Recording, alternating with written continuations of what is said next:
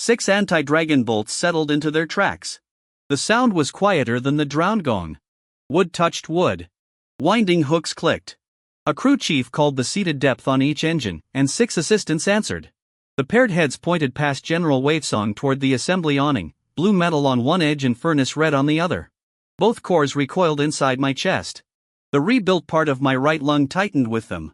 I breathed shallowly through the pain and kept my hands open. Level 6. Body 10, Speed 8, Spirit 6, Perception 7, Will 10. Essence 130.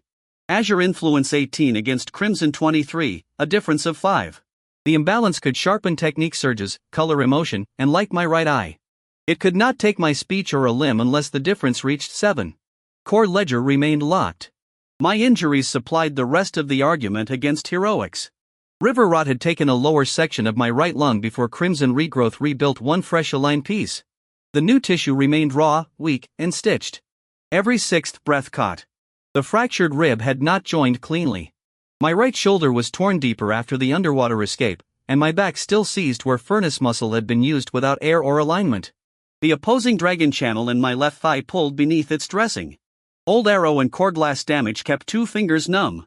The side cut, recovering back and upper thigh tears, calf and foot strain, burned palms, blood loss, cold exhaustion, residual tremor, mirror shield bruises, collar lift strain, cheek wound, back bruising, migraine, nosebleed, left eye blood, and blue afterimages had all come to the meeting. The clean water state had come too. Willowbank drew from its covered South Spring. Reed Ferry kept its deep gravel well working. South Bank used the hillside seep, lidded clay tanks, and mule shuttles. The river had passed repeated 5-point samples and staged reopening, but the protected sources remained guarded backups. No army wagon stood across those lanes. General Way's raised hands stayed in the air. Now prove your compact can stand while an army considers the terms, he had said. Zhao Yulan stepped between me and the nearest engine without drawing her sword. Loading is not consideration. It is readiness, Wei replied. My crews have not spanned the final chords. He was right. In the narrow way dangerous men are sometimes right. The throwing arms had been cranked halfway. The bolts could not leave yet. 3 more turns on each windlass would change that. Lin Mei stood beside Eldershan with the oilskin packet of copied evidence under one arm. Rain had begun as pinpricks on the awning. She watched the crews, not the points. Blue edge faces inward on the 1st, 3rd, and 5th, she said quietly. Red inward on the others. Zhao did not look around. Paired heads rotate according to which core the crew means to pin first. They can destroy either core if the second edge enters before the first can recover. Immortal remained a dangerous word. Wei lowered his hand. The crews stopped. He gave us until the rain line reached the old signal mound. That meant less than an hour. His revised demand changed no important term. I would enter his containment camp before sunset, the sealed dragon sources and ministerial archive would pass behind his perimeter, and the compact would register its armed people and grain under his field court. He offered joint inventories, village witnesses, written prices, and protection for survivors. He would not accept Zhao's condition that an unimplicated receiving authority sign before transfer. My district is the receiving authority, he said. Your road marks are inside the evidence, Lin Mei answered. Wei's mouth hardened. That proves why I must secure it. It proves why you cannot be the only lock. He looked at Eldershan. Does a child speak for 3 settlements? Eldershan shifted his bad knee beneath the table. A scout speaks about what she saw. A witness speaks about what she carries. Age does not make a copied date younger. Rain tapped harder on the awning. Captain Deng stood with 4 of his 40 soldiers at the evidence lane. The other 36 guarded clerks, victims, sources, burial ground, water routes, and the archive wagon. Their district commission still ran through Wei's command, but Zhao's preservation order bound the immediate custody. Wei addressed him. Captain, form your soldiers on my right. Deng bowed. General, relieve me by signed receipt and named replacement. Until then, my preservation order remains active. I am relieving you. Name the officer receiving 13 living victims, 30 dead, 6 protected clerks, Weilian, the relay archive, the reversed corpse seal, the dumping knot, the drowned spinal source, and the contaminated collar pieces. Wei could have named one. He did not. Any name would become part of the evidence chain he wanted under his hand. Crimson warmed my right eye. Make rank answer rank. That urge felt efficient because difference 5 made anger persuasive. I let the pain in the lungs set my breathing pace. Zhao proposed a smaller perimeter. Wei's engineers could build the dry vault where the sealed sources already rested. His quartermasters could inspect compact stores by village invitation and recorded measure. I would remain at the treatment shelter under medical custody, with no technique except immediate life preservation. 3 independent copies of every transfer would leave by separate routes. Wei accepted the vault. He accepted the copies. He rejected my remaining outside his camp. "Your red eye changed while we spoke," he said. "It does that when someone points 6 core-killing engines at me. Which is why distance and good intentions are not containment." He had watched the river evidence for an hour. He had heard Luosher describe being drowned repeatedly so a labor debt would not end. He had inspected the paired bell stolen through his relay roads. None of it persuaded him to leave a forbidden vessel beyond his formation. He was not evil. That made the line harder, not softer. The rain reached the signal mound. Wei stood. "Negotiation has failed. By Frontier Emergency Authority, I will secure the vessel, contaminated sources, ministerial archive, and disputed grain until a field review can sit." Zhao's hand touched her hilt. "I dispute that authority in writing. Your dispute will travel with the record." He gave 3 orders. Infantry would establish a safety perimeter around Willowbank without entering homes. Cavalry would secure Reed Ferry, South Bank, and every road out. Engineers would take Reach 9, the containment field, the signal mound, and the grain store approaches. The ballistae would advance only if I resisted custody. Then he looked directly at me. "Chen Kai. Walk to my center." I heard boots change cadence beyond the awning. Not a charge. Columns unfolding by practiced intervals. I looked at Eldershin. He did not ask me to decide for Willowbank. He lifted the compact alarm clapper and struck 2 slow notes, 1 fast, then 2 slow again. Assembly refused. Defensive stations. The answer came from Reed Ferry's horn and South Bank's kiln whistle before the general's 1st infantry rank reached the field. I faced Wei. "No." His hand closed. 6 windlasses began their final turns. A real army does not become a mob because talks fail. Wei's front rank moved with shields high enough to stop sling stones and low enough to see feet. The 2nd carried long spears upright. The 3rd dragged no ladders and waved no torches. Behind them, engineers paced the road with marked rods, checking drainage, wheel width, and soil that had softened under rain. Cavalry left in pairs and files rather than one glorious sweep. They had plans for frightened villagers. We had plans for floods, fires, raids, tax seizures, bad water, and one another. We did not yet know whether those plans formed a defense against 700 disciplined people. The 1st Infantry Company halted beyond the assembly ground. Its captain read Wei's seizure order aloud. Zhao read her objection immediately afterward. Suan copied both under the awning while Emolan watched the seals. 2 village witnesses held the board between them so neither army nor compact could take the page without taking people too. I stepped behind the treatment wall before the ballista crews finished spanning. That was not courage leaving. It was geometry. A bolt aimed at my chest could pass through the awning, Eldershin, and the evidence tables. The treatment wall was packed earth behind stacked wet grain sacks already spoiled by the river disaster. Su Lian had chosen it because fresh lung patients should not sleep beside open wind. It also placed empty ground behind me. "Those sacks are not armor against paired core glass," Zhao said. "They are a cleaner miss." Lin Mei arrived with my shoulder and waist harness. "You are not wearing this to meet a bolt. I was hoping it made me look official. It makes you easier to drag." She tightened it without pulling across the stitched ribs.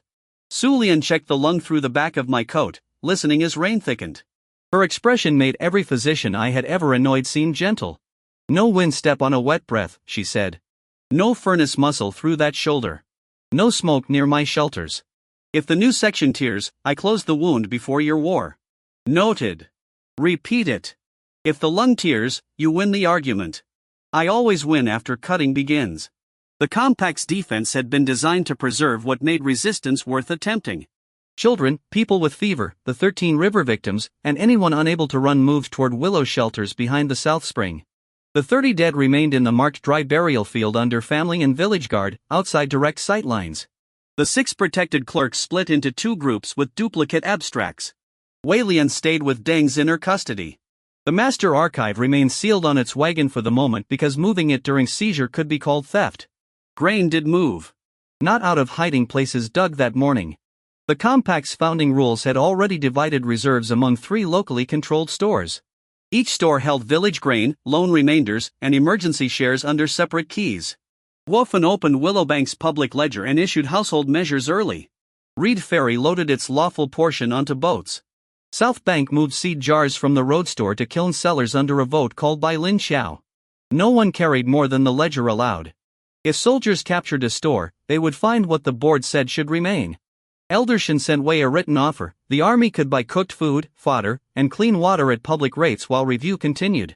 It could not requisition seed grain, close evacuation paths, drink from medical sources, or take custody by feeding the people whose custody it sought. Wei's quartermaster accepted the prices and rejected the limitations. The army's winter need supersedes local reserve custom, his message said. Eldershin dictated the reply. Hunger does not become lawful because it wears matching coats. The infantry safety perimeter closed around the northern side of Willowbank. It did not close the southern path.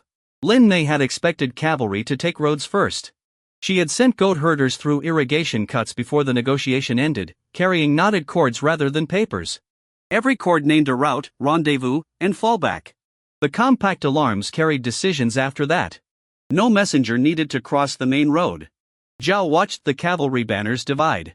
Wei has sent 60 toward Reed Ferry, 40 toward South Bank, and a reserve along the eastern ridge. Can dragon eyes count them? Lin Mei asked. Ordinary eyes counted files, I said. Dragon eyes would tell me visible levels and make my migraine worse. The first rain gust came from the northeast. It bent willow leaves pale side outward. Tang Bo had once told me the river changed color before mountain rain arrived. The water remained clear, but its surface flattened in strips between rough patches. Pressure falling. Wind descending the pass. Rain here would become harder before dusk, then the upstream rise would reach us after dark. General Wei noticed too. His engineers unrolled ditch mats. Supply wagons turned wheels onto high ground. Cavalry riders received oiled covers for bows. The ballistic crews wrapped spare cords while keeping loaded tracks exposed beneath wooden roofs. He had weather discipline. We had people who lived where the weather landed. Lin Mei spread a clay-smeared village map on the treatment table. The north field becomes 2 islands after a mountain burst. This ridge stays firm. The old mill race takes overflow if the western plug opens. Reed Ferry's inner channel is too shallow for his heavy horses, but only until the rise. South Bank clay becomes will ground for perhaps 1 hour, then soup. Can we flood the army? I asked. Her eyes sharpened. We can flood our own fields. Those are not the same sentence. She was right. Deliberately releasing water at occupied ranks could kill men in strip seed soil. The compact needed villages after victory, not only a clever battlefield. We shape routes, I said. No sudden wall of water. Mark safe withdrawal lanes first. Tang Infan had already marked them at Reed Ferry with white reed bundles. Lin Xiao used upright kiln paddles at South Bank. Willowbank roof teams tied pale cloth above every lane villagers would leave open. Dark cloth marked empty ditches, not traps containing spikes. Our defenses would delay, separate, and capture. If an army forced lethal range, we would answer. We would not build a massacre and call it proof of law. Captain Deng joined us with Sergeant Liu. General Wei has ordered my squads disarmed. Will they comply? Zhao asked. Not before relief receipt. They will hold evidence posts. They will not fire on frontier colors unless attacked. That left the compact's ordinary formations. Willowbank had 38 adults fit for shield, sling, pole, or bucket work after the river disaster. Reed Ferry had 41 boat and shore workers. South Bank had 36 kiln, charcoal, mule, and field workers. Others ran shelters, water, food, messages, and medical stations. The general had more soldiers in one forward company than we had people in all 3 defensive groups. Rain crossed the assembly field in a gray sheet. An engineer squad approached the signal mound under tall shields. They carried axes, shovels, rope, and a frontier warrant nailed to a board. Eldershin read it from beneath an oilskin. They intend to take our alarm, he said. The signal mound connected all 3 villages. If Wei controlled it, his orders would travel faster than our corrections. Every later seizure could arrive wearing the sound of local authority. Lin Mei lifted her sling. I touched it down. Not at the soldiers. She pointed past them. The mound stair rail had been repaired with 1 new pin after the Hollow Crow attack. A clay jar hung beneath it, painted red for fire warning. Her stone broke the jar. Red powder washed down the wet steps. The roof watchers saw it and struck the secondary alarms from 6 separate lanes. The engineers reached the top and seized one clapper. Willowbank answered from 6 roofs. Reed Ferry's horn changed to the fallback cadence. Southbank's whistles took it up. Way had captured a mound. He had not captured the warning. His engineers began dismantling the secondary lines. Then a ballista crew chief shouted. A small blue flame had appeared beneath the first engine's track, where no ordinary fire should survive rain. It ran from the paired bolt into the wood, not outward. The weapon was awake. It turned 3 degrees toward the treatment wall without its crew touching the traverse bar. General Way drew his sword and pointed at me. Vessel technique, he called. I didn't use one. The engine turned another degree. Something bound inside the bolt had chosen my course for itself. The first anti-dragon engine finished aiming itself. Its crew jumped clear of the traverse handles. The paired head trembled in its groove. Blue flame crept along one edge while red heat darkened the other, each current turning inward toward the seam between them. Dragon eyes showed only what rain and distance left visible, 2 opposed currents compressed inside the bolt, a black coreglass cradle under the track, and a thin line from cradle to trigger catch. This was not a passive weapon waiting for human muscle. The loaded source was active and hostile. Cut the spanning cord, Way ordered. The crew chief reached under the throwing arm with a hooked knife. The blue current struck his wrist. His hand locked around the cord instead of cutting it. Zhao moved first. Her white sword severed the control line between bolt and catch. Light burst against the edge. She staggered, and the cut line reformed through wet wood. The engine fired. The bolt crossed the assembly field faster than my body could follow. It did not come straight. The opposed edges bent toward the 2 cores as if my ribs were handles on a door. I dropped behind the treatment wall. The missile passed through 3 wet sacks, the packed earth, and the bed frame where I had stood. Blue metal struck the ground first. My left core went numb. Red metal turned half a breath later, dragging the shaft sideways toward my chest. The bolt stopped because Finn had left an anchor chain buried beneath the treatment shelter after the river rescue.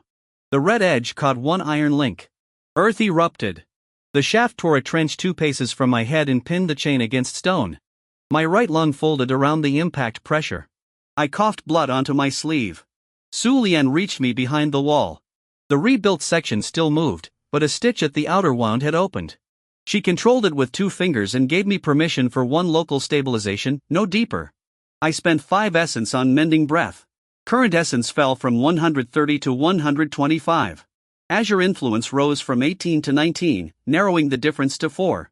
Cold sealed the fresh bleeding around Su Lian's pressure. It did not mend the raw lung, replace blood, or touch any carried injury.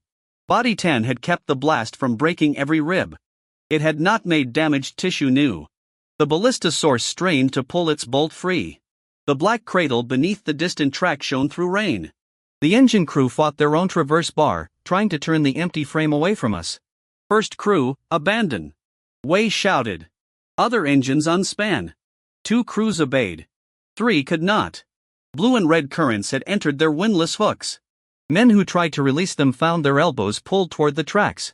Someone had sold General Way weapons that hunted dragons even after orders changed. That did not make his army ours. Infantry advanced to cover the engines. The first rank planted shields between us and the active sources. Engineers threw wet hides over the tracks. The hides smoked. Cavalry on the ridge accelerated toward the southern paths. Way pointed his sword at the treatment wall. Surrender the vessel and the weapons will settle. You just watched one ignore you, I called back. They are key to him, Zhao said. Remove him and they may stop choosing targets. Or they may finish the removal, Lin Mei answered. The pinned bolt twisted. The chain link began to split. I could reach the black cradle only through an infantry shield line. Thread reading could map the active exposed connection if I could see both cradle and target surface. Rain veiled it. Shields crossed the lower span. A technique used blindly would buy another bleeding eye. Ma Jun rolled his brother's old transport cart beside the trench. Ma Ji sat on the platform with a mallet and listened to the bolt hum through the ground. Pull changes when the red edge touches iron, Ma Ji said. Give it more iron where we choose. Mill workers brought the broken grain store gate, its straps still attached. They did not approach the head. They slid the gate along ropes from behind the second earth wall. The red edge caught one strap and turned toward the larger mass. The shaft rolled half a pace away from me. Lin Mei sent a stone into the split chain link. It broke. The bolt snapped onto the gate and dragged it through mud toward the ballista. That gave me a visible span. I activated thread reading. 15 essence left my reserve, reducing 125 to 110. Azure influence rose from 19 to 20. Crimson remained 23, difference 3, and stable. Cold drove behind my damaged left eye. One active link joined the paired head to its black cradle. A second joined the cradle to a box beneath the rear axle. The source was not the bolt alone. It was a paired coreglass assembly built through engine, ammunition, and buried suppression box. 3 apparent blue lines in the rain were reflections along wet spearheads. The refinement gave geometry, not labels. I followed only the line whose ends I could see. Rear axle box. I said. Same source. Do not touch the blue face. Separate the axle from the track. Wolfen's mill crews opened the old irrigation drop above the assembly field. Not enough for a flood. A sheet of water crossed the road at ankle depth and ran beneath the first engine. The infantry held formation. The wheels sank 1 finger into softened ground. Willowbank sling teams aimed at wheel wedges. 12 stones struck wood. 2 missed. 1 hit a shield. 9 battered the forward wedge until Tangbo's ferry hook caught its rope loop and pulled it free. The engine tilted. Wei's engineers tried to shore it with beams. Captain Deng's evidence guards did not attack them. They rolled the sealed archive wagon across the nearest beam route and displayed Zhao's custody order. The engineers could seize the archive or save the weapon. Their lieutenant chose the weapon and lost 3 breaths going around.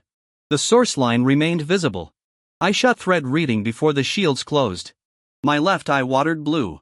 Lin Mei pointed me toward the actual engine after I looked at its afterimage. 2 paces left, she said. I knew that. You bowed to a rain barrel.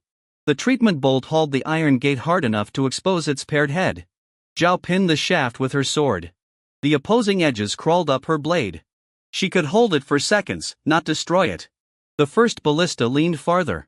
Ma Jun's cart struck its rear wheel from the side, pushed by 8 millers along the shallow water. The axle climbed the cart rim. Tang's ferry line pulled forward. Ordinary leverage opened a handspan between black box and track. The active link stretched across open air. Zhao cut it. This time there was no wetwood to reform through. The black cradle cracked. Blue and red light collapsed inward, shattering the rear box without detonating the bolt. First active paired ballista source defeated. Dragon essence gained, 35. Current essence rose from 110 to 145. The pinned bolt went dark beneath Zhao's sword. The crew chief collapsed with his hands still curled. Su Lian's assistants ran to him under a white medical cloth. Compact shield carriers covered them. They dragged him to the living treatment lane, cut no uniform marks, and warmed the blue-burned wrist beside our own wounded. Wei saw it. He also saw his first engine lying crooked in Willowbank water. Advance the infantry, he ordered. Take the vessel without the machines. Drums sounded from the northern road. At Reed Ferry and South Bank, distant horns answered with calls that did not belong to us. The cavalry had arrived. Wei's infantry took the assembly field by shield lengths. We gave them empty ground. Every defender withdrew along a marked lane before spear reach closed. Sling teams fired only at boots, straps, and command boards. Pole crews lifted the planks behind them, turning straight paths into irrigation gaps. The soldiers bridged those gaps with shields and fascines. They did it quickly and without breaking rank.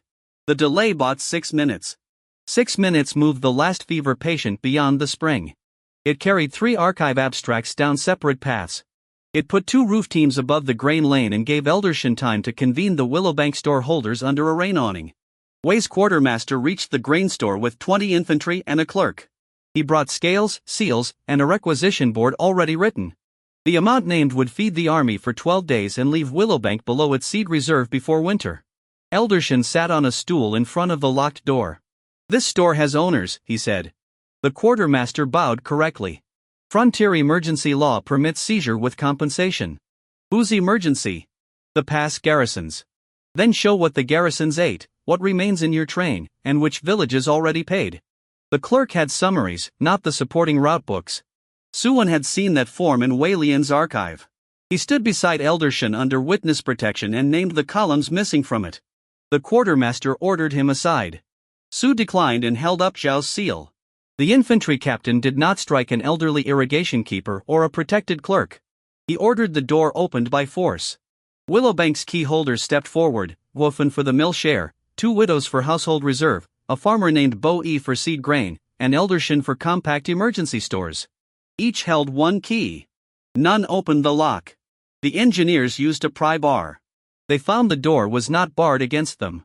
It opened onto measured sacks, each marked in charcoal with owner, purpose, and current amount. No treasure tunnel waited beneath. No magical defense attacked. A public board on the inner wall matched the ledger outside. The quartermaster began inventory. While he counted, every village seller closed private bins by ordinary choice. Wei had promised recorded purchase. Nobody had promised to sell. Families moved chickens into courtyards, cattle onto wet southern ridges, and fodder into lofts too small for a wagon raid to be worth the violation. Potters stopped offering jars. Smiths banked their fires. The army could requisition by force, but it could not by the appearance of consent for copper.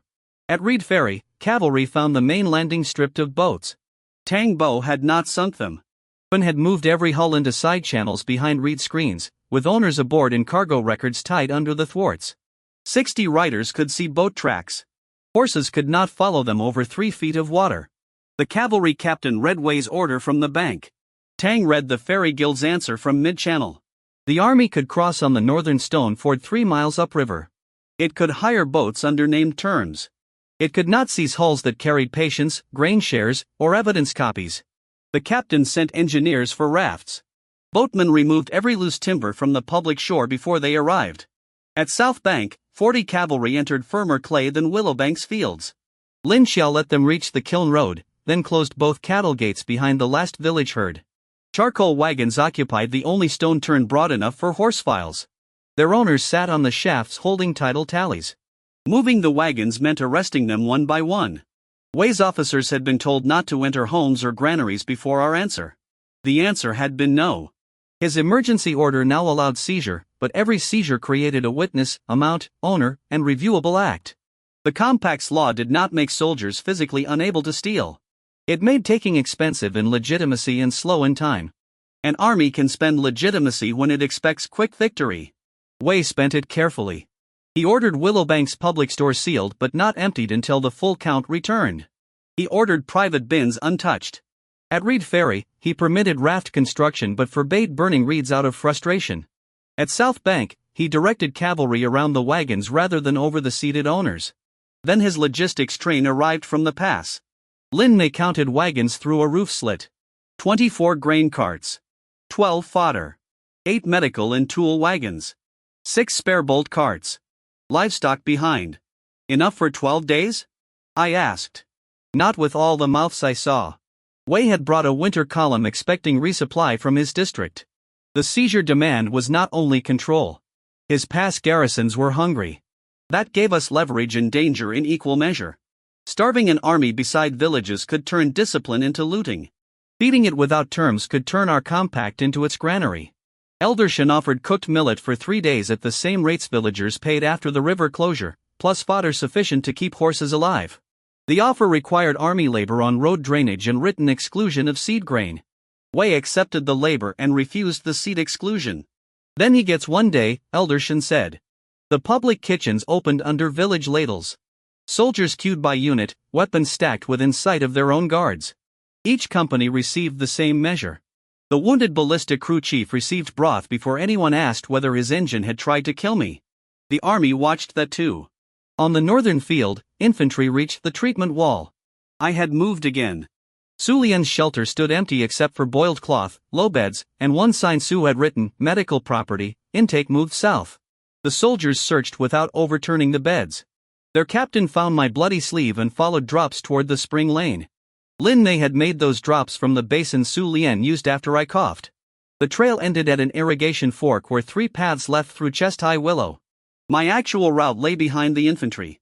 I moved through the mill race with Chao Run, Han Mu, and 6 shield carriers. Water reached our shins. The raw lung hated the crouch. The opposing channel in my thigh pulled at every step. Speed 8 made me quicker than an injured man should be. It did not make mud respect me. Our target was not a soldier. Wei's engineers had planted a blue suppression beacon beside the signal mound. It was a waist-high bronze fork driven into wet earth, connected by fine chain to the remaining 5 ballistae. Azure influence around me thinned whenever the fork rang. Wind step would fail inside its strongest field. Dragon eyes flickered at the edge. The engineers guarded it behind 2 shield ranks. Before we could approach, the beacon rang by itself. Cold struck my left core. My feet became heavy in the mill race. Every ballista chain lit blue. The device did not wait for Way's order. On the ridge, the second engine rotated toward Reed Ferry. Its bolt pointed at Tang Bo's hidden boats. The suppression beacon rang a second time. The blue field pressed against my bones. It did not drain essence. It made Azure techniques lose their path between decision and movement. Wind step appeared in my mind as a foot placed on ice. Mending breath would scatter through the wrong tissue. Thread reading could not hold a visible line steady. The device was an active opposing dragon source separate from the first ballista assembly. Its chains touched 5 engines, but breaking one engine would not silence the fork. Breaking the fork would not defeat the loaded sources inside those engines. The ridge ballista continued turning toward Reed Ferry. Way saw it. He sent a flag order to unspan the engine and another ordering cavalry off the landing. Rain hid the second signal from half the riders. The weapon's traverse ignored the first. We had perhaps a minute before it found a shot through the reeds. I could not cross the beacon field with wind step. It failed under anti-Azure suppression, and the mill race gave uncertain footing anyway. Furnace muscle could force a shield gap, but my shoulder and lung could not align for it. Smoke veil needed both paths and would expose our own people to heat in close rain. Xiaoran looked at the water around our legs. The fork is grounded here. The beacon chains entered iron stakes beside the mound. Every ring sent a small blue ripple through the mill race. Can we pull the stakes? I asked. Behind 2 ranks. Han Mu pointed uphill. The engineers had rebuilt the mound stair with their own fascines. The western slope remained bare clay. Rain ran down it in braided channels. Do not climb to the fork, he said. Bring the mound to us.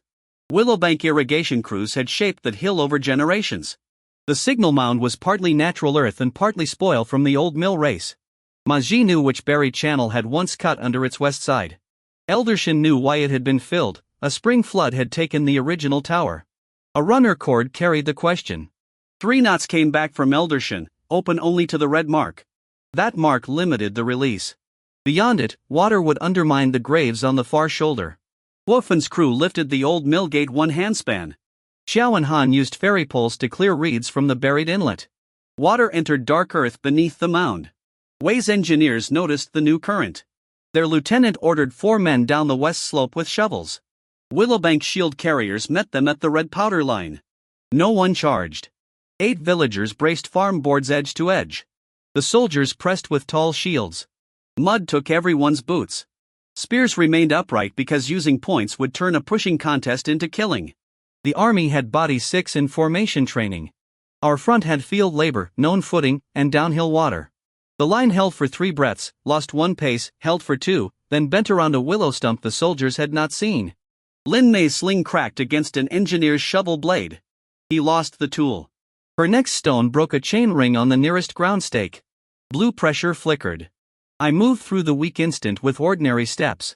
Sergeant Liu and 6 of Deng's soldiers came from the mound's north side carrying the evidence post shields. Their commission did not permit them to attack Wei's infantry. It did permit them to stop an uncontrolled weapon threatening protected victims. Liu read that purpose aloud while his squad entered the push. The lieutenant told him to withdraw. Liu answered by hooking the second stake with a shield rim. The slope dropped. Not in a landslide. A wedge of waterlogged earth slumped from beneath the west fascines. The front rank sank to its calves. Compact crews threw rope loops around 2 soldiers who fell face first and hauled them clear. Army engineers grabbed our shield carriers in return. For one moment both sides pulled people away from the same moving ground. The beacon tilted. Its fork rang continuously now, a high note that turned my left eye blind blue. The chains to the ballistae drew taut. If the fork fell while grounded, the stored Azure current would travel along every chain and freeze crews onto their engines. Zhao reached the lower stake and cut 3 chains from the earth, leaving them connected to the fork but no longer grounded through men. Catch it on dry timber, she called. Ma Jun's cart carried the broken grain store gate back from the first bolt.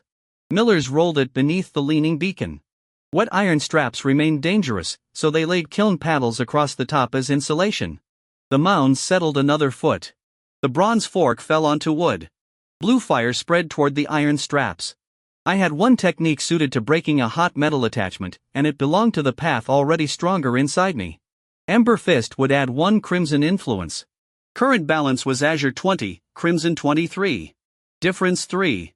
The use would make it 4, still whispers and pressure rather than the dangerous 5 to 6 surge band we had left. I spent 5 essence. Current essence fell from 145 to 140. Crimson influence rose from 23 to 24. Azure remained 20, difference 4. Then held an ordinary iron wedge against the fork's collar with long tongs. I put 1 brief heat pulse through the wedge. Not the blue branches. Not the chains. The collar expanded around its buried core glass pin. Hanmu struck from behind a shield. Xiao struck after him. The pin came out. Zhao lifted the fork body with her sword and rolled it off the core glass base. Blue fire went upward into rain. The chains dropped. The signal note stopped. Active anti-Azure suppression beacon defeated. Dragon essence gained, 30. Current essence rose from 140 to 170. The engine on the ridge stopped turning for half a breath. Then its own paired source pulled the track the final degree. It fired at Reed Ferry. The bolt vanished over the willows. A heartbeat later, the ferry horn broke off in the middle of a call. I reached Reed Ferry without pretending 1 burst could carry me there.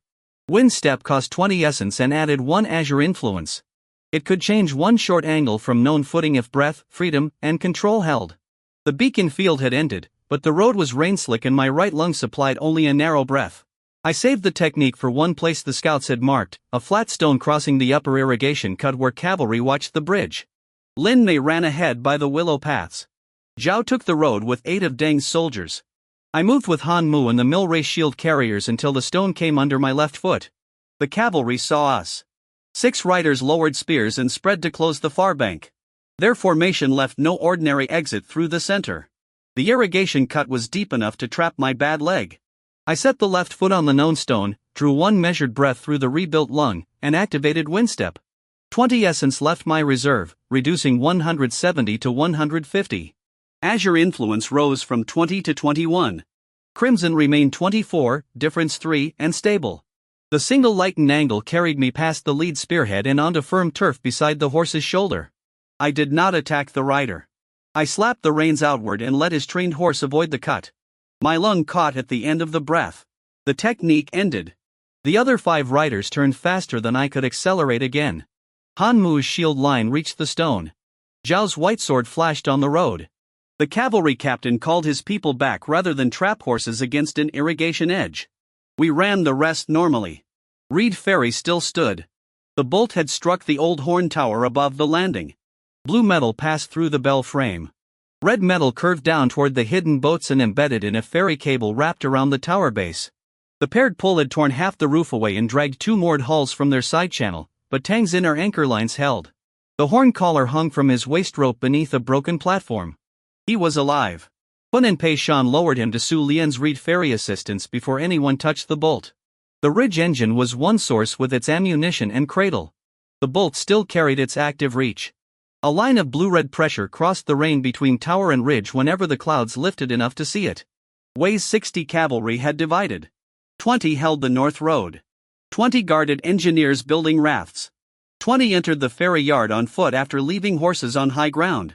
Their captain had ordered the landing seized after the shot, both to protect his people from another bolt and to take the boats. Tang Bo stood in the shallows with 30 boat and shore workers behind wicker screens. "Your weapon fired first," he told the captain. "My general ordered it unspanned. Your order did not stop the roof." The captain looked at the hanging wreckage and lowered his sword point. "Clear the civilians. My engineers will disable the head." Fun laughed once. "Your engineers built the raft from our landing and woke nothing. Your army brought that." Another pull shook the tower. The red edge had found iron inside the ferry cable. The blue edge hunted for the azure core in my chest. Together they began rotating the broken upper frame toward me. If the tower fell toward the landing, it would crush soldiers, boatmen, and the treatment lane. "Everyone east!" I called. Tang shouted west at the same time. We looked at the tower lean. I was watching the red pull. He was watching the submerged pilings. "West!" I corrected. People moved on his command. Cavalry soldiers helped carry their injured engineer. Boatmen dragged treatment boards. and cut 2 mooring lines so the boats would not become anchors. The yard cleared except for a 3-person ferry team at the lower cable, Zhao near the bolt shaft, Lin Mei on the roof of the rope shed, and me. The ridge source pulled again. The tower began to fall east after all.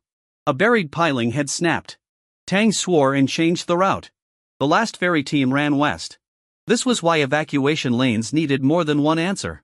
The active line between source and head appeared whenever lightning brightened the ridge. Thread reading was unnecessary. We knew both ends and the physical path. To defeat the source, we needed to sever the head from the ferry cable while the ridge cradle still pulled. If we merely cut the cable, the bolt would leap toward my cores. Zhao drove her sword through the red half and pinned it to the tower beam. Opposing pressure climbed her arm. I can hold the head. Not the source. Lin Mei had climbed the rope shed roof because it gave an angle to the ridge. She waved 2 pale flags at Finn's hidden boats. 3 ferry cables rose from the side channel. Boat crews had carried them underwater around the lower tower and through iron rings in the old flood posts. Xiaoren took the first line, Tang the second, Finn the third. More than 40 ordinary people hauled from separated banks. The tower stopped midway through its fall. Every cable sang. The army captain saw what they were doing. He ordered his dismounted soldiers onto the west line. 10 obeyed. Their weight held the structure 1 handspan farther from the treatment shelter. Lin Mei's second flag changed direction. 1 hidden boat moved across the current trailing a chain dredge. The chain caught the active bolt shaft below Zhao's sword. Fun's crews pulled downstream while the ridge source pulled uphill. The paired head was trapped between forces that did not pass through a human body. The tower beam split. I climbed only high enough to reach the rope shed awning. My injured shoulder could not pull safely. My numb fingers slipped on wet hemp. Lin Mei threw down a loop and told me to put it around my waist, not prove anything with my hand. We crossed onto the lower roof edge above Zhao. Cradle line brightens before each pull, Lin Mei said. 3 beats after the ridge flag snaps. She had read timing from canvas, not essence. On the next snap, Tang's teams eased. The active source hauled the shaft upward. Zhao turned her sword, exposing the black joining collar between red and blue halves. I used no ember fist. Heat might detonate both edges beside 40 people. Pei Shan swung a ferry hammer from the flood post. Its long line carried the iron head across open space. Lin Mei called the third beat. The hammer struck the joining collar exactly when the source carried the bolt's own weight. The collar cracked. Blue and red halves separated. Zhao threw one into a clay-filled boat trough. The dredge chain pulled the other into the empty shallows. On the ridge, the ballista track kicked backward hard enough to overturn its cordless cradle. Active reed ferry opposing dragon source defeated. Dragon essence gained, 45. Current essence rose from 150 to 195. The tower settled into the ferry cables instead of the yard. The army captain sat down in mud, one arm hanging wrong after the final pull. Tang knelt beside him. Su Lian's assistant splinted the shoulder while Fin issued the same millet broth given to the boat crew. 18 dismounted soldiers remained inside the ferry yard after their retreat path flooded. Their captain ordered them to surrender weapons rather than fight through civilians. Tang recorded 18 swords, 18 bows, 2 broken spears, and 1 signal horn. The soldiers received dry reed capes, food, and treatment. They sat under the ferry awning guarded by boatmen carrying padded poles. No dragon essence came from their capture. None came from the captain's defeat. None came when Wei's ridge crews fled their ruined engine. Mortal force, surrender, and mercy changed the field, not my reserve. A young cavalryman stared at his bowl. You expect us to change sides? Fin handed him a second ladle because his hands shook. I expect you not to faint in my landing. The rain became a steady roar on the broken roof. A runner arrived from Willowbank with Lin Mei's knot code tied over Wei's red dispatch cord. The general had taken the signal mound in grain store approaches. He had also lost 2 engines and his suppression beacon. His northern supply road was disappearing under mountain runoff. He was bringing every remaining logistics wagon onto the old causeway before dark. So were the 4 remaining ballistae. The old causeway was the only road in the basin that remained hard after a full day of northern rain. It crossed the low fields from the ridge to Willowbank on a spine of stone and packed clay. In dry weather, carts could leave it at 6 places. By dusk, black water filled 5 of those exits.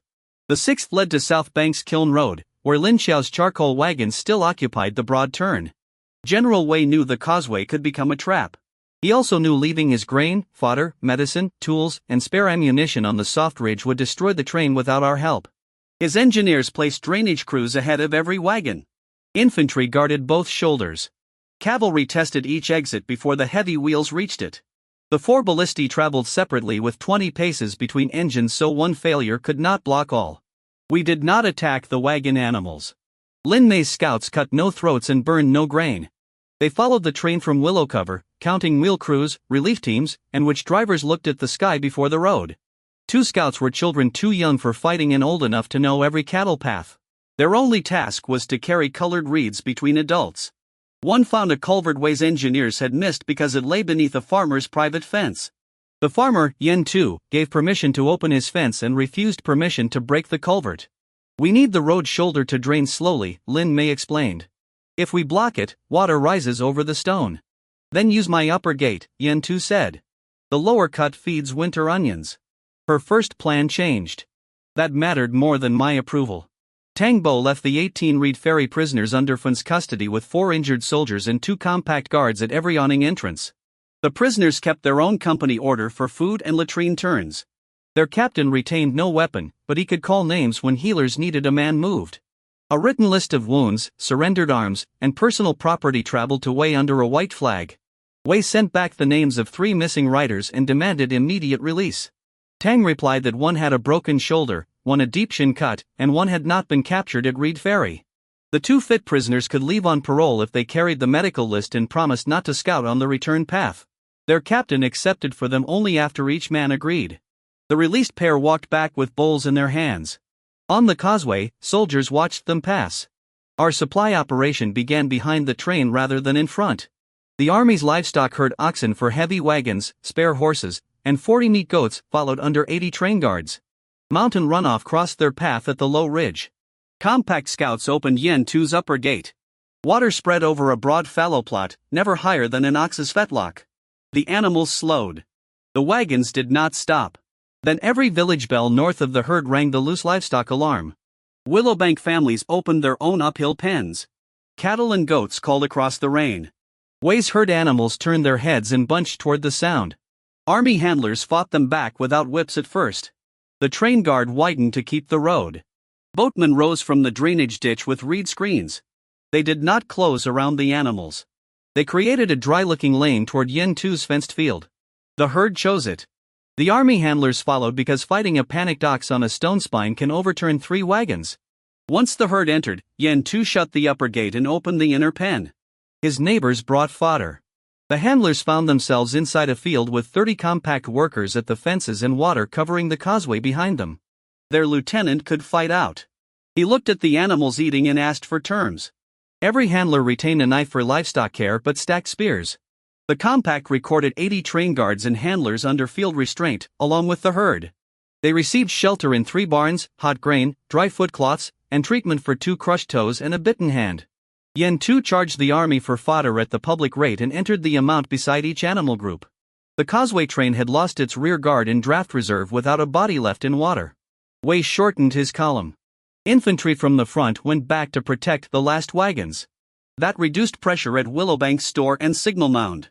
Eldershin used the opening to send families out of the northern lanes, not to retake symbols. The spare bolt carts came next. 6 carts had started from the ridge. 1 had supplied the fired Reed Ferry engine. 5 remained, each carrying 2 paired bolts under oiled covers. The heads were not glowing. Unloaded opposing dragon metal still made my cores ache, but inactive cargo was not a hostile source and breaking it would yield nothing except safer roads. Lin Mei wanted the ammunition intact for proof.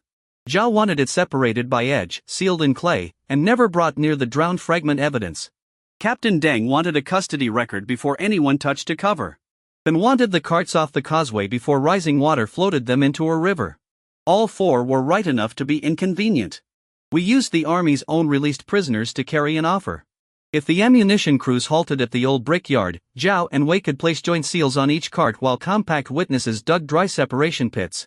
The carts would remain army property pending review.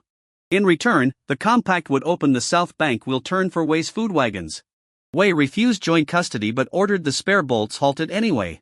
He could see the low water climbing. That separated ammunition from the 4 loaded engines. Lin Xiao moved the charcoal wagons at the kiln turn. The first 12 grain carts passed toward the army's high camp. Then one cart wheel cracked in the softened approach. South Bank workers offered a replacement wheel if the quartermaster signed the same seed grain exclusion Wei had rejected. The quartermaster looked at the sky, the broken wheel, and 23 carts behind it. He signed for his own train. The document did not bind Wei's seizure order. It did establish that his officer had recognized seed grain as outside ordinary wagon repair payment. Suwen made 3 copies before the new wheel touched the axle. By full dark, Wei had 12 grain carts and 4 fodder carts in high camp. The rest of the train stood stretched along the causeway between water exits. His livestock and 80 guards were in a compact field under humane restraint. Spare bolts rested at the brick yard under army watch but beyond the engines. Village grain remained measured and uneaten behind the seized store door. The general still held more infantry and cavalry than we could meet in open ground. He sent a final night demand. I would surrender before moonrise. The compact would release all soldiers and animals. Wei would withdraw infantry from homes, leave grain untouched until review, and place the remaining ballistae under manual locks. He would not return the signal mound, recognize village custody over the sources, or exclude forced transfer north. Zhao read the offer twice. Elder Shen rubbed his swollen knee. Better terms. Not safe ones, Lin Mei said. I looked at the red flicker reflected in the oilskin. Crimson wanted refusal because refusal promised another fight. Azure wanted acceptance because distance from grief could be called order. Neither dragon had to live beneath Wei's receipt. We counter once more, I said. Before Su could prepare the page, 3 red signal arrows rose from the causeway. Wei's trapped wagon column had been attacked from below. Not by us. One of the remaining ballistae had driven its ground chains through a grain cart and begun pulling the entire train toward the river. The mountain rise reached Willowbank at moonrise. It entered the basin as sound first, stones turning beneath fast water, reeds flattening, ferry posts taking load. Tangs marked withdrawal lanes stayed above the first rise. White bundles showed through darkness where lamps would have confused distance. Fenn's boats moved on doubled anchors. South Bank closed its marsh gates before black water could back through the old channel. General Wei's engineers were ready. They had trenched his high camp, raised medical tents, moved bowstrings under oilskin, and chained wagon wheels in pairs. Companies rotated dry cloaks rather than wearing every layer into the rain. Cook fires burned inside clay shields. Officers checked feet. Cavalry rubbed horses down beneath lean-tos. At the causeway, discipline met a weapon that did not care. The third loaded ballista had awakened when its ground chain touched the iron tire of a grain cart. Its coreglass cradle pulled toward the closest concentration of food, men, and opposed metal. The engine had not fired. It had become an anchor dragging 6 connected wagons sideways down the causeway slope. Soldiers cut traces. Drivers released oxen. 2 wagons separated. 4 remained joined by wet tow rope. If the lead cart entered floodwater, the rest would follow. We approached from the lower field with lanterns hooded blue.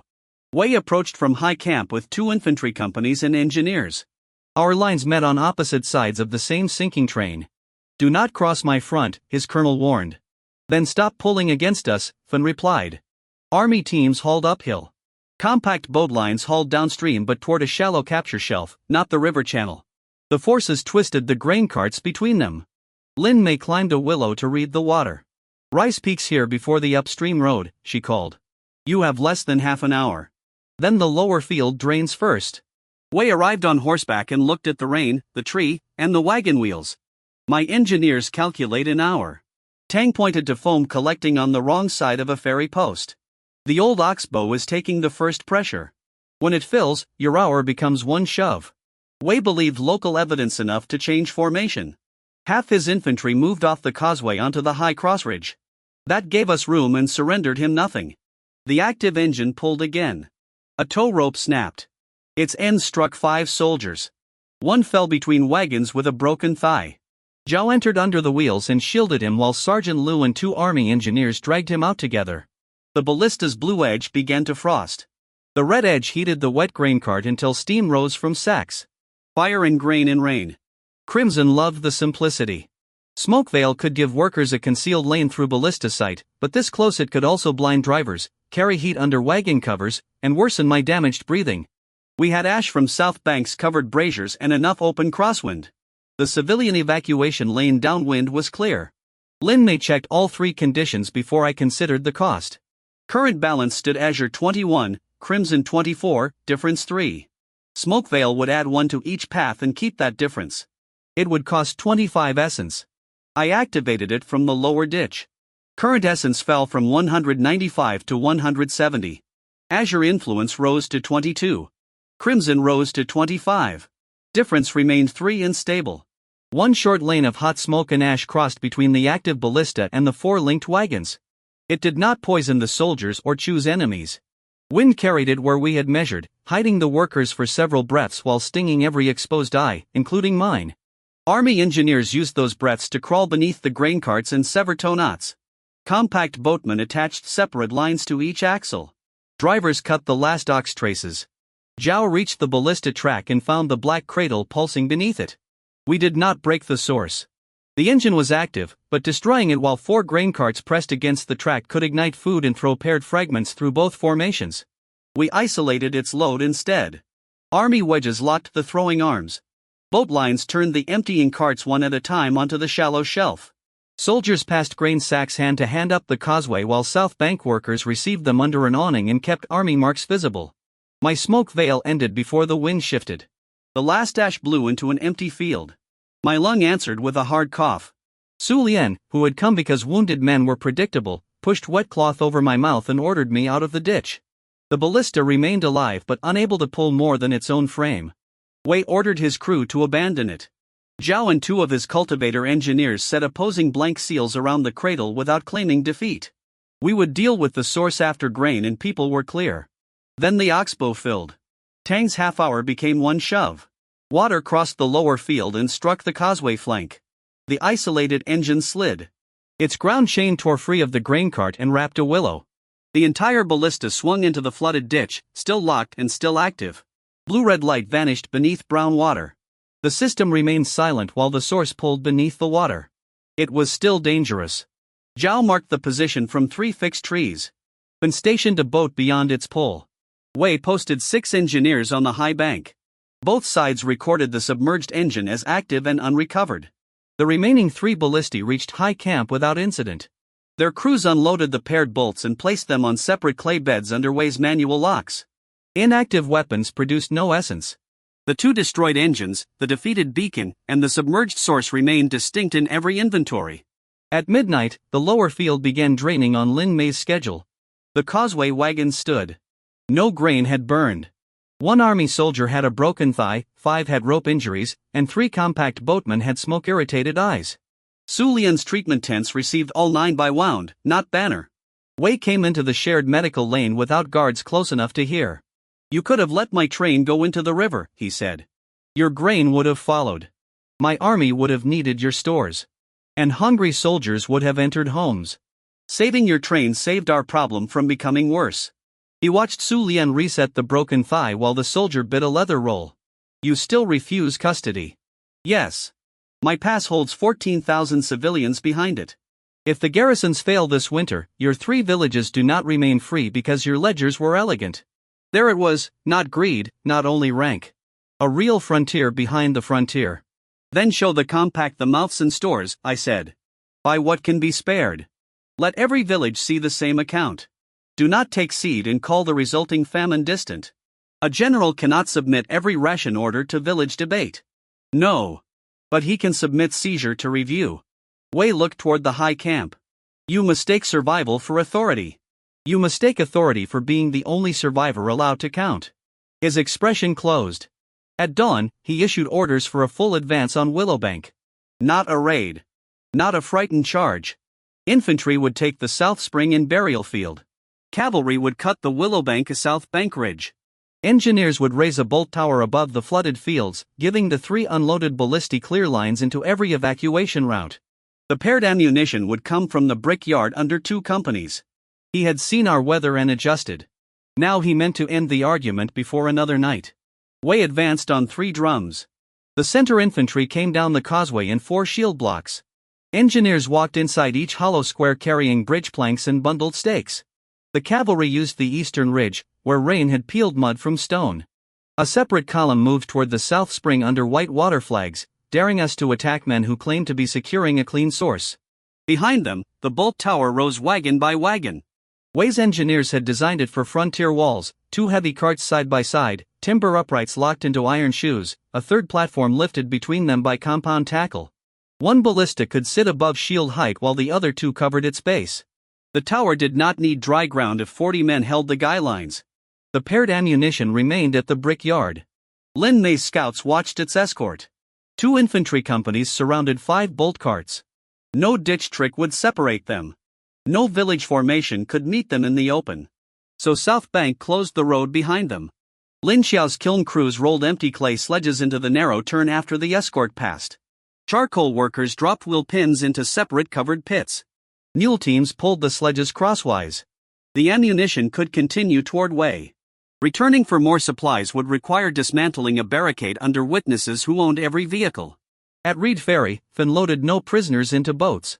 She moved them uphill before combat returned, with dry food, treatment boards, and their own captain calling the march.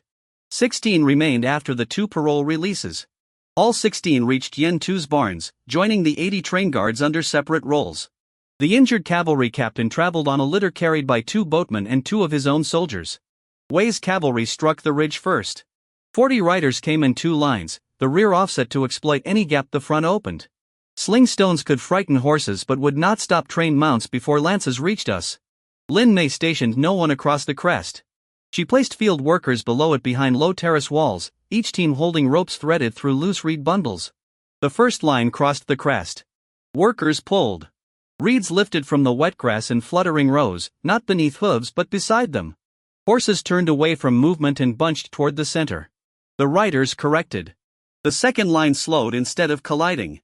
Then Willowbank goat bells sounded behind the eastern rocks. The mounts had heard those bells all night from the captured herd. 6 turned their heads. The formation lost one perfect pace. Compact pole teams rose at the terrace wall and hooked lance shafts, reins, and saddle packs. They did not hook necks. Riders cut ropes. One pole broke. 3 lances came free. The cavalry captain ordered a wheel toward the lower path. That path ended at a fence opened by its owner. The first 8 horses entered the pasture and found soft uphill turf. The next 12 followed because formation teaches riders to preserve flow. Lin Mei dropped the field gate behind the 20th and raised a white cloth ahead. Yen Tu's neighbors showed a second open gate into the same livestock enclosure that held the army herd. The riders could charge through farmers or stop. Their captain stopped. The rear line withdrew before the trap closed. 20 cavalry surrendered inside the pasture. They gave up lances and bows but kept saddles on horses because stripping tack and driving rain would injure animals. Compact guards recorded each piece. The prisoners joined their trained comrades under barn shelter. At the spring, the infantry column found Ma Ji's cart in the center of the path. He carried the clean water board. Behind him stood Su Lian, Yifan, and families holding approved jars. Above the lane, Willowbank defenders showed empty hands. The soldiers could take the spring only by moving a man whose legs did not work through a medical crowd. Their captain demanded access for army testing. Ma Ji gave it to 4 unarmed waterkeepers, 2 army and 2 village. He refused the shield block. The captain accepted the 4 because his orders named the water supply, not a satisfying confrontation. Army samplers inspected the stone cover, jar marks, and backup route. They found no poison, concealed weapon, or exclusive hoard. The South Spring continued serving civilians and army wounded by measured Q. Wei took the source on his map. He did not take its authority from the people operating it. The center was harder. For infantry blocks pressed through the north lanes, bridging every lifted plank. Sling teams broke straps, soldiers replaced them. Mill workers opened irrigation gates, engineers laid fascines. Roof scouts called turns, army archers put blunt warning shafts through tiles and forced them down. No one broke formation to chase. I held the inner grain lane with Zhao, Deng's remaining evidence guards, and 27 compact shield carriers. My shoulder harness attached to a rear drag line. Su Lian had ordered 3 people to pull me out if blood crossed the second mark on my chest cloth. The first shield block entered. Crimson wanted furnace muscle and a direct collision. Body 10 might break 2 shields. The third rank would pin me with spears, the fourth would net my legs, and the tower bolt would finish what strength began. Left straps, Deng called. His soldiers knew army equipment. Frontier shields hung from shoulder harnesses so hands could shift between spear and wall. Willowbank hook teams targeted the lower quick-release toggles. The first 3 hooks missed. The 4th caught leather. Deng pulled across the soldier's body rather than toward us. The shield turned sideways. Our front did not rush the gap. Slingstones struck the exposed straps of the next 2 shields. Zhao's sword cut one spear shaft. I trapped another under my good arm and stepped back, drawing its owner 1 pace beyond support. Zhao's rope caught the soldier at waist and knees. We lowered him into the lane instead of dropping him on his head. 1 prisoner. The formation closed around his absence. We repeated the method where terrain allowed and retreated where it did not. Cut harness, turn shield, catch 1 person, move. Sometimes the soldiers recovered first. A spear opened Han Mu's upper arm. A shield rim broke Bao Lu's nose. 1 net wrapped my left knee and killed every thought of windstep. I went flat before the opposing thigh channel tore wider. Deng's soldiers cut the mesh while compact shields covered them. The block advanced 80 paces in an hour. It lost 11 soldiers to capture, all alive. We lost 14 people from the lane to wounds, none taken. Su Lian treated both groups behind the same wall, separated by weapon custody rather than rank. Then Wei changed cadence. The 4 blocks stopped trying to enter lanes. They locked into one broad front and pushed buildings behind them clear. Engineers dismantled fences, filled ditches, and opened a road wide enough for the bolt tower. It was slower and destructive in a controlled way. Every removed door and beam received a chalk mark for compensation. The general meant to make terrain stop helping us. By midday, his front reached the old signal mound. The tower carts rolled onto the newly leveled road. The ammunition escort emerged from South Bank's turn with 3 paired bolts, 1 for each engine. Lin Mei returned from the ridge soaked to the skin. We can take the tower ropes at night. He'll load before then, Zhao said. He will, Lin Mei replied. But he cannot raise the platform until the road settles. The left cartwheel is already lower than the right. Tang brought a second report. The river would continue falling until evening, then another smaller mountain pulse would arrive near midnight. Wei's engineers knew the first fact. They had not seen the fresh foam upstream that proved the second. We had 6 hours. I had not slept since the army arrived. Food had been broth swallowed while moving. My rebuilt lung whistled after the net. The blue after images from thread reading still placed false shields in doorways. Difference 3 was stable, but exhaustion made every dragon suggestion easier to mistake for my own. Current essence stood at 170. The system offered the next integration if I met conditions the battlefield did not usually permit. I needed rest, food, and host control. Not a pause between spear thrusts. Not a stolen bite while someone held me upright. Lin Mei read the question before I spoke. The tower cannot move for 6 hours. Unless Wei finds another road. He already removed the fences from the best one. Zhao looked toward the army front. I can hold your parole perimeter while you sleep. I cannot promise the general will honor it. Eldershan sent the compact's answer by runner. Rest now. Institutions are the people who remain awake when one person cannot. Su Lian took me by the harness. For once, I went where she pulled. The rest shelter stood beneath the grain mill, behind a stone wall and 2 evacuation exits. It was not hidden from the compact. It was hidden from direct ballista sight. Deng placed 6 soldiers outside under Zhao's order. Willowbank assigned 6 shield carriers under Eldershan's.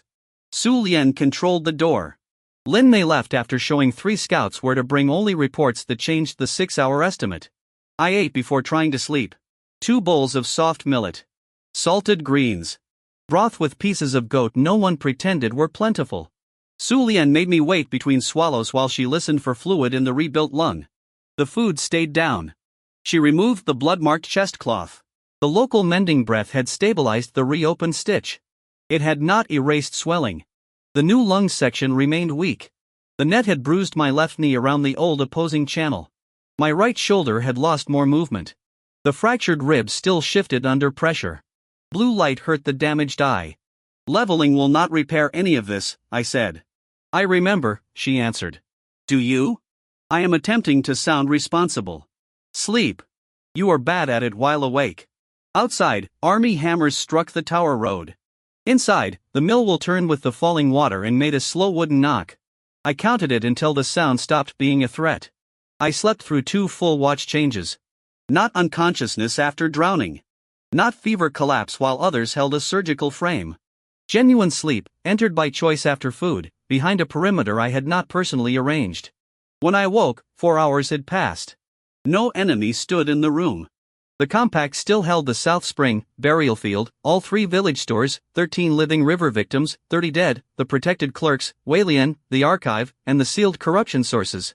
Reed Ferry's 16 current cavalry prisoners and Yen Tu's 80 train guards remained fed and treated. The 11 infantry captured in Willowbank had joined a separate fenced shelter after weapons and wounds were recorded. 20 cavalry waited in the pasture. 2 parole messengers had returned to Way. The army still held the signal mound, the assembly field, northern roads, and the broad lane to its tower. 3 ballistae were being mounted. 1 active engine remained submerged and marked. 2 had been defeated. The anti-azure beacon was broken. Lin Mei said, the left tower card sank another thumb. Wei is replacing the wheel bed with stone. How long? 2 hours if the next rain waits. I ate a 3rd bowl. Su Lian made me walk the length of the shelter and back. My knee held. My breathing did not. I sat until the pulse slowed. The system prompt remained. Level 7 integration available. Requirement, 70 stabilized essence deposited after food, genuine rest, and host control. Deposit leaves usable reserve. Advancement grants no healing. Current essence, 170. Host control was more than saying my name while power weighted. I could feel both dragons offering interpretations. Azure called the villagers' trust a pattern I should use without attachment. Crimson called the prisoners proof that mercy made people admire strength. Difference 3 did not force either thought. Exhaustion and pride could still make bad counsel attractive. I named what I wanted without them. Enough speed to reach one necessary place, I said. Better perception because these weapons hide their active parts. No authority over anyone. No healing I did not earn through a technique and care. Su Lian heard only half the conversation and judged that half. Who decides? I do. I deposited 70 stabilized essence. Current essence fell from 170 to 100. Level gained. Chen Kai, level 7. Speed increased automatically from 8 to 9. Choose 1 bonus increase, perception or spirit. Spirit would deepen technique reserves and help against the dragons. Perception would sharpen visible detail in weather, injury, and active essence. The tower carried 3 weapons whose most dangerous parts could masquerade as wood and metal until loaded. Perception. Perception increased from 7 to 8. Current stats, body 10. Speed 9. Spirit 6. Perception 8. Will 10. Nothing healed. The rebuilt lung caught on the next breath. My shoulder remained bound. The knee ached.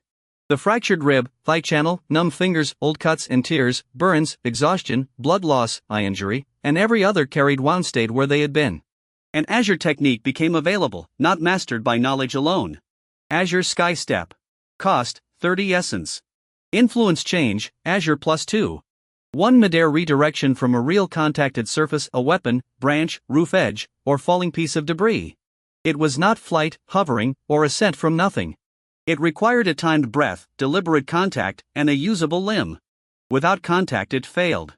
Nets, grapples, panic, deep injury, or anti-Azure suppression could prevent activation. A successful redirect could still send me into a wall, blade, fire, height, or any other danger on the new line. The description gave boundaries. It did not give practice. I stood beneath the mill roof and touched a low beam with my palm. Nothing happened because I was not midair and had not paid. I climbed 1 step of a ladder, considered jumping, and heard Su Lian clear her throat. 30 essence to fall differently, I explained. You already fall badly for free. I stepped down. Learning the technique in a safe yard would require rest, spotters, known surfaces, and a lung able to time repeated breath. We had none to spare. I would not spend 30 on a demonstration. A scout struck the door twice. The bolt tower platform had reached full height sooner than predicted. Wei's engineers had used grain cart stone rather than waiting for quarried fill. 2 ballistae were already mounted. The 3rd remained on the ground as reserve. General Wei sent 1 sentence under his seal. Surrender before the first paired bolt is laid, or the army will take every defended site in sequence. Elder Shin's reply came from the compact board, not from me. The sites remain occupied by their lawful keepers. Your attack will be recorded. I rose carefully. Level 7 made the room feel slower around my first step. It did not make the tower less real. Outside, the second mountain rain began. The second rain struck from the northwest. Wei's tower faced south. Its roof sheds had been built for the earlier wind. Rain drove beneath them and soaked the new stone bed under the left cart. Engineers covered the wheel, added wedges, and tightened guy lines to the signal mound, grain lane, and 2 buried anchors. Lin Mei had no plan to cut all 4. Cutting makes it fall where the load chooses, she said. We choose first. Tang Infan assigned boat cables to the western and northern guys. South Bank charcoal teams attached a third line to the tower's empty rear cart while pretending to recover a marked door. Willowbank pole teams loosened only the southern anchor, 1 turn at a time beneath shield cover. The compact was not strong enough to pull the tower down. It was strong enough to decide which support took the next load. Wei laid paired bolts on both elevated tracks. A black command yoke connected the engines under the platform. Perception 8 sharpened the small differences. Rain steamed above one iron collar, blue frost formed under the opposite axle, and both trigger cords moved on the same pulse. 2 ballista frames and their loaded ammunition had become one active opposing dragon battery through the shared yoke. The source turned toward the burial field first. Wei ordered the crews to aim at my known position near the mill instead. The yoke ignored him. 30 bodies lay under marked roofs above the floodline. Dragon residue clung to 6 that corruption had once used as weapons. The battery chose the largest exposed trace. Families were already moving along the northern lane. Shield carriers held wet timber between them and the tower. A paired bolt could pass through both. Zhao climbed the eastern guy line toward the platform. Army archers aimed, then lowered bows when Wei shouted that cutting her loose would drop the tower unpredictably. I took the tower road with Deng's shields. The broad lane that had defeated our ditches now gave the ballista a clear shot. We crossed it by moving behind the army's abandoned engineering carts.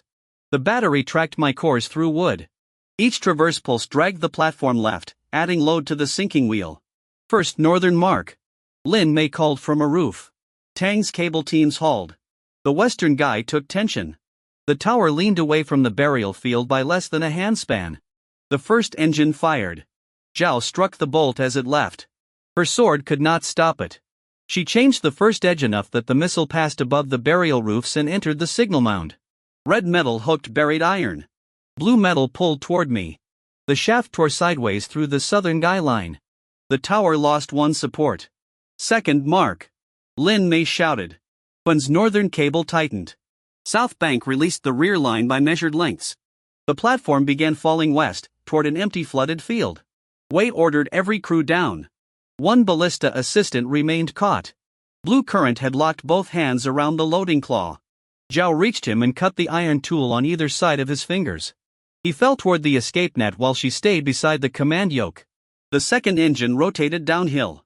Its bolt pointed through the tower itself at my chest. I reached the lower platform as the left wheel sank to its hub. Deng's shields could go no farther. I climbed a ladder already turning beneath me. Speed 9 put my good hand on the third rung before the first broke. It did not strengthen the torn shoulder or give my lung a deeper breath. The battery fired. At that distance, dodging was a story told by people who had never seen siege machinery. The paired head passed beside the ladder. Its blue edge pulled my left core. I lost my grip. The red edge struck an upright behind me and cut the tower's center brace. Everything fell. The ladder dropped away from my feet. A roof beam turned through the air below. Above me, the broken bolt shaft spun toward the flooded field. I had no ground, no rope, and no flight. Skystep could not create contact. I waited 1 terrible fraction until the roof beam reached me. My left boot touched wet wood. It was a real falling surface carrying its own dangerous direction. My right lung held half a timed breath. The leg remained usable despite the bruised knee. I activated Azure Skystep for the first time. 30 essence left my reserve, reducing 100 to 70. Azure influence rose by 2, from 22 to 24. Crimson remained 25. Difference 1 unstable. The contact became 1 redirection. Not upward from nothing. Not a hover. I pushed off the falling beam and changed my Madair line toward the broken bolt shaft. My numb hand caught metal too late for comfort. Momentum swung me beneath it. The shaft carried me back toward the collapsing platform. I had redirected into the tower. My hip struck the rail. The fractured rib ground under the harness. Air left the rebuilt lung. Skystep ended after that single change. No second surface offered a free second use. Lin Mei's western cable pulled the tower past me. Zhao caught my harness with her sword guard and slammed me onto the platform beside the command yoke. Bad landing, she said. I have been told. The shared black yoke pulsed between both engines. Breaking either track alone would leave the same source active through the other. Zhao pinned its blue collar. I put my good foot against the red housing.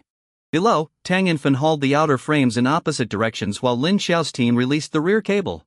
The tower supplied the force. As it folded, the two ballista beds separated around the fixed yoke.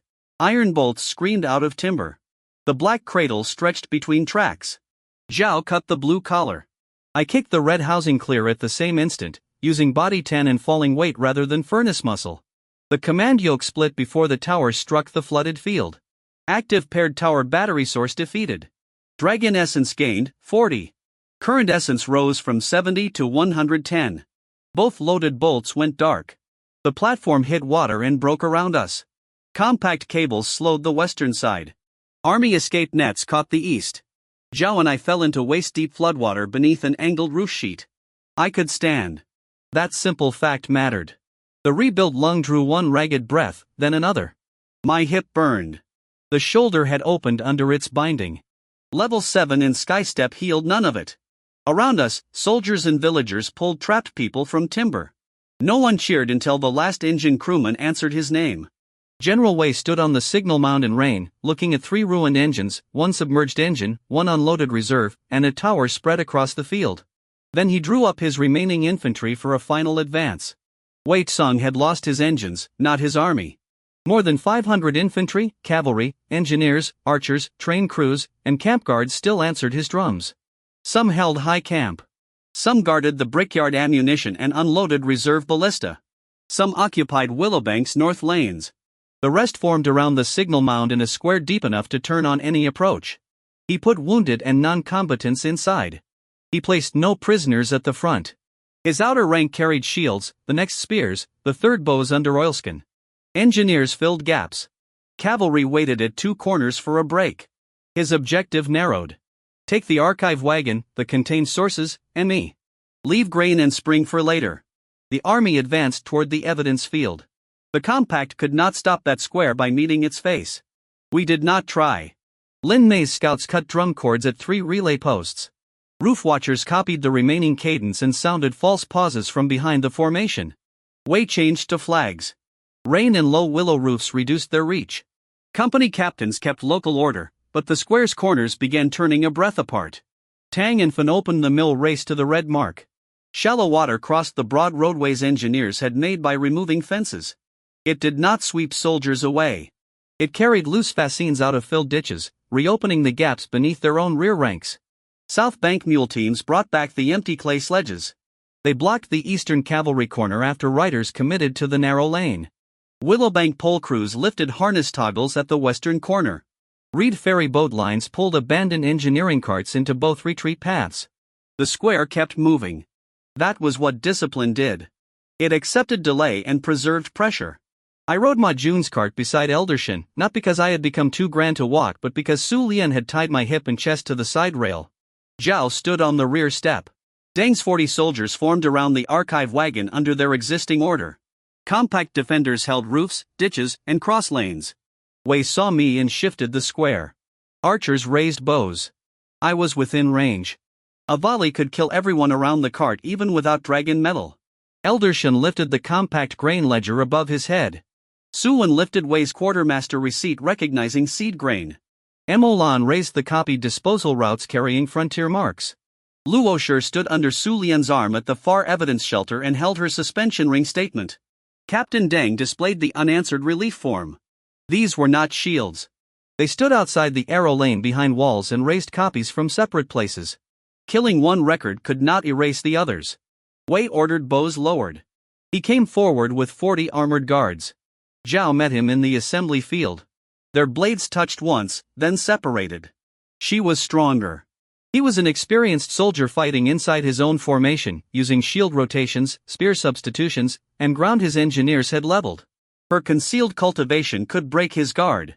It could not do so without driving his people into ours. I left the cart when Su Lian could no longer stop me without cutting the harness. Speed 9 carried me through the pause between 2 shield turns. No technique. My right leg cleared the first spear. The bruised left knee nearly failed under the second. I caught a shield rim, turned with it, and entered the guard ring beside Wei. He struck my injured shoulder with his sword hilt. The arm stopped working. I used the other one to clinch. Amateur Sanda against an armored frontier general was not a fair duel in my favor. Wei widened his base, broke my grip, and drove a knee into the stitched ribs. Pain erased the field. Crimson offered furnace muscle. The alignment was wrong. My breath was gone. A strength surge could tear the rebuilt lung and turn one general into an excuse for 500 soldiers. I refused. Wei threw me into the mud. Lin Mei's sling stone hit the buckle of his sword belt. Not his skull. The belt opened. Zhao stepped on the falling scabbard and trapped his blade against earth. Deng shouted the relief question from behind the archive shields. Name the officer receiving custody. Wei's colonel began an answer. The army quartermaster interrupted from the eastern corner. General, High Camp holds food for 3 days under current issue. Livestock and 80 train guards remain in compact barns. South Road is closed. North Road is underwater. The villages still offer purchase. The cavalry captain released on parole from Reed Ferry called from inside the square. His arm was splinted in compact reed. 16 of mine remain fed. No execution. No collar. Another officer reported 20 cavalry in the pasture. Another named 11 infantry in the Willowbank shelter. None had vanished. None had been paraded. Wei looked around his square. His army could advance another 200 paces. It could take the archive field with blood. After that it would still need village food, village water, village roads, village boats, and engineers willing to recover a live opposing dragon engine from floodwater. The compact had withheld those things without burning them. He tried once more. Front rank, advance. The rank obeyed. It stepped into the reopened irrigation gaps. Not deep pits. Water and waist-high mud. The first line stopped. The second could not pass through shields. The corners turned late because the drum relays were gone. Cavalry could not deploy past the clay sledges. Compact formations closed behind them with poles, ropes, and farm boards. They did not charge the trapped face. Wei's square had become 4 disciplined pieces unable to support one another. Zhao twisted his sword from his hand. I caught his right wrist with my good arm. Lin Mei's second stone broke the clasp on his command cloak. Deng's soldiers surrounded the 40 guards without stabbing into them. General Wei looked at the white cloth above our treatment lane, the unburned grain store, and his own wounded under village roofs. Cease advance, he said. The order passed by voice because his drums no longer could. One company at a time lowered spear points. Engineers marked safe steps out of the mud. Compact rope teams helped them find footing. The cavalry corners backed out. Archers unstrung bows beneath oilskin. Wei gave Zhao his side knife and submitted to field custody with his 40 guards. His colonel accepted temporary command under a mutual standstill. No essence appeared for the general's defeat, his capture, the army's halted advance, or the ceasefire. We counted survival before drafting victory. All 3 villages remained inhabited. No house had burned. Engineers had dismantled 17 fences, 4 sheds, 2 lane walls, and part of one empty house to widen the tower road. Chalk marks and witnesses identified each loss. The grain stores remained under their local keys and public ledgers. Wei's seal on Willowbank's door came off in front of the same key holders who had refused him. The South Spring stayed covered and working. Reed Ferry's deep well and South Bank's hillside seep and clay tanks remained protected backups. The river continued its staged normal use under village waterkeepers. Army access came through measured queues rather than occupation. The 13 living sorting yard victims remained in their chosen treatment places. The 30 dead remained in marked dry custody or with families. 6 protected clerks, Weilian, the archive, disposal evidence, reversed corpse seal, dumping knot, drowned spinal source, and contaminated collar pieces stayed accounted for. 3 independent copies had left by separate village and guild routes during the battle. Prisoners required longer arithmetic. 16 cavalry remained from Reed Ferry after 2 parole releases. 80 train guards and handlers remained at Yen Tu's barns. 20 cavalry were held in the pasture. 11 infantry had been captured in Willowbank lanes. Wei and 40 guards entered Zhao's field custody. That made 167 people under compact or joint restraint at the ceasefire.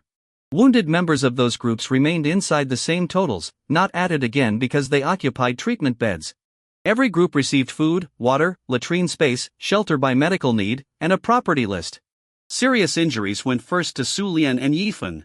Unit cooks worked beside village kitchens under guard. Captured officers could organize their own people's queues but could not punish, question, or remove anyone.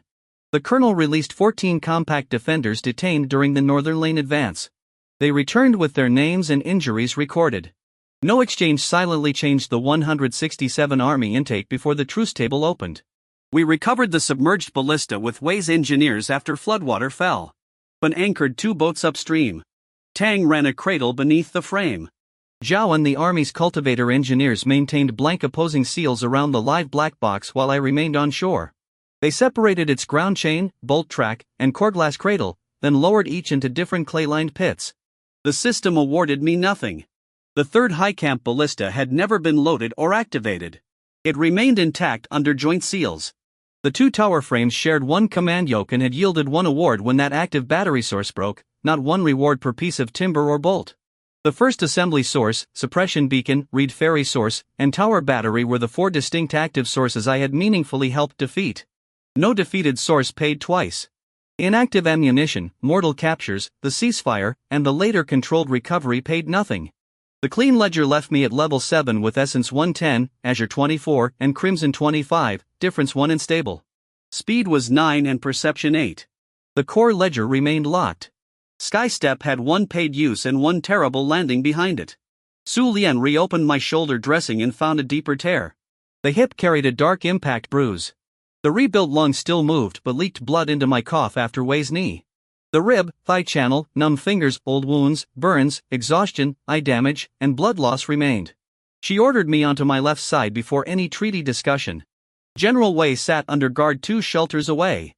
His lip was split. Zhao had bruised his sword wrist. He refused special food and received the same millet as his guards. At sunset, he requested a negotiating table. Elder Shen answered, "Tomorrow. Today the kitchens count mouths." The general waited. That night, compact kitchens fed villagers, army, captives, and guards from separate entries in the same public measure. Wei's surviving train supplied most of the army ration. Village stores sold the agreed difference. Seed grain remained closed. Snow appeared on the northern peaks before dawn. Winter had arrived early enough to make every term honest. The truce table stood in the repaired assembly field. General Wei attended without chains. Zhao retained his surrendered side knife on the table. 40 guards remained in field custody within sight. His colonel sat opposite Captain Deng. Elder Shen represented Willowbank, Tangbo represented Reed Ferry, and Lin Chao represented South Bank. Lin Mei held the evidence copies. I sat because Su Lian would not let me stand for an hour and because no one was willing to carry the bench behind me. Wei did not join the compact. He did not renounce the Liang realm, offer me troops, or call me lord. He stated that his emergency authority had been defeated in the basin and that continuing the seizure would destroy the supply relationship his passes needed. The winter truce ran until the first thaw review, with a minimum of 90 days. Wei's army would withdraw from homes, grain approaches, the signal mound, burial field, water sources, and village roads except purchased transit lanes. The compact would release all 167 army captives after names, wounds, property, and parole marks were exchanged. Wei and his 40 guards would be last, after both sides confirmed every other transfer. The 14 returned compact detainees remained free and outside the army total. The army would buy grain and fodder at public rates from quantities each village approved. Seed grain, household minimums, victim food, burial land, and protected water reserves were excluded. Wei provided his garrison mouth count, current train stores, and prior district levies to a board holding 1 army clerk, 1 compact clerk, and 1 rotating guild witness. Operational deployments remained his secret. Seizures did not. The contained dragon sources and river evidence stayed where they were until a 3-seal receiving panel arrived, Zhao's inspector authority, a frontier officer not named in the disposal routes, and a village or guild witness chosen by the affected settlement. Every movement required duplicate inventories and separate travel copies.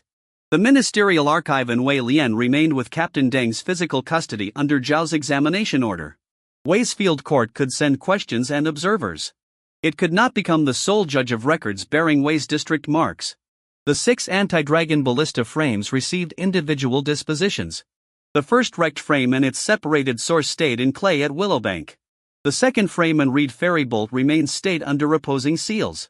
The recovered Causeway engine remained dismantled in 3 pits. The 4th and 5th frames stayed broken around their shared tower yoke evidence.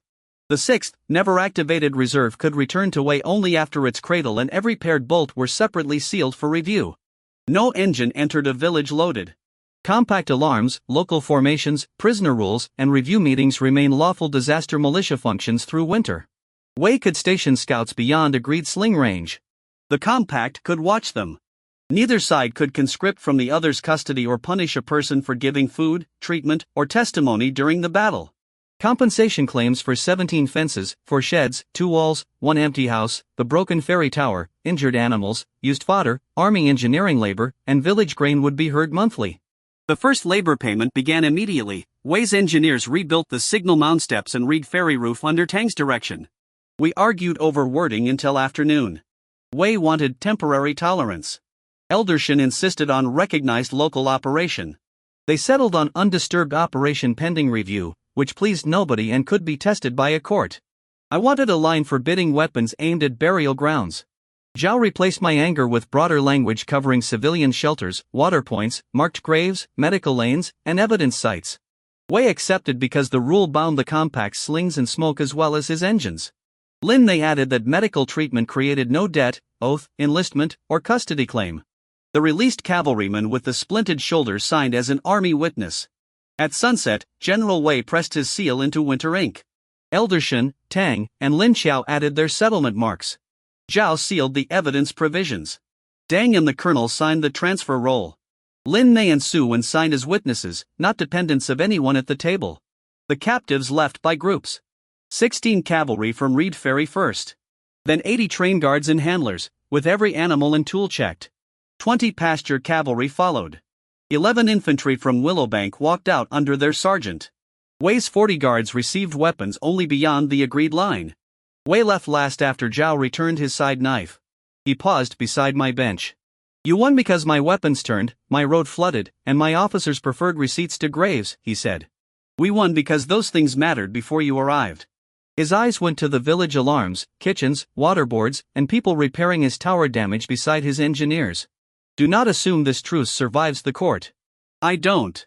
Do not assume I will fight the court for you. I don't assume that either. Wei mounted and rode north with an army that had eaten compact grain under contract instead of carrying it as spoil. The Willowbank compact remained. Its villages had withstood disciplined infantry, cavalry, engineers, logistics, weather preparation, and weapons built to destroy both corps. It had kept homes, grain, water, victims, prisoners, evidence, and law alive long enough for winter ink. The result was not clean. Fields were flooded, buildings damaged, people wounded, and stores reduced by sales to the army. But no official could say the compact existed only while monsters behaved like monsters. We had faced soldiers who knew how to obey.